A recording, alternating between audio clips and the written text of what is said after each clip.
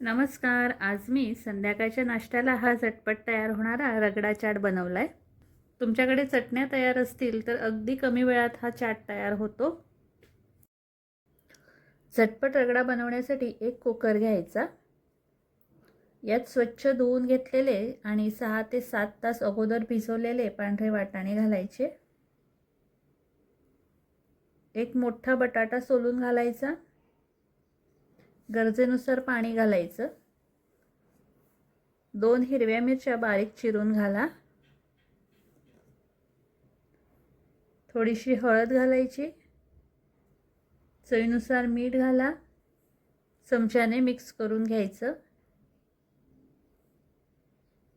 वरून पळीभर तेल घालायचं म्हणजे पाणी झाकणाच्या वर येत नाही. झाकण लावून वाटाणे शिजवून घ्यायचे. वाटाणे शिजण्यासाठी 5 ते 6 शिट्ट्या काढून घेतल्यात. आता बघूया वाटाणे शिजलेत का. बघा, वाटाणे छान मऊ शिजलेत. बटाटा पण पूर्ण शिजला आहे. बटाटा असाच चमच्याने या वाटाण्यामध्ये मॅश करून घ्यायचा.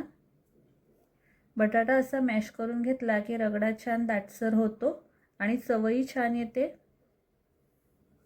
हा रगडा तुम्ही असाच पण खाऊ शकता किंवा याला थोडासा कांदा, आलं लसूणची पेस्ट आणि काही मसाले घालून फोडणीसुद्धा देऊ शकता.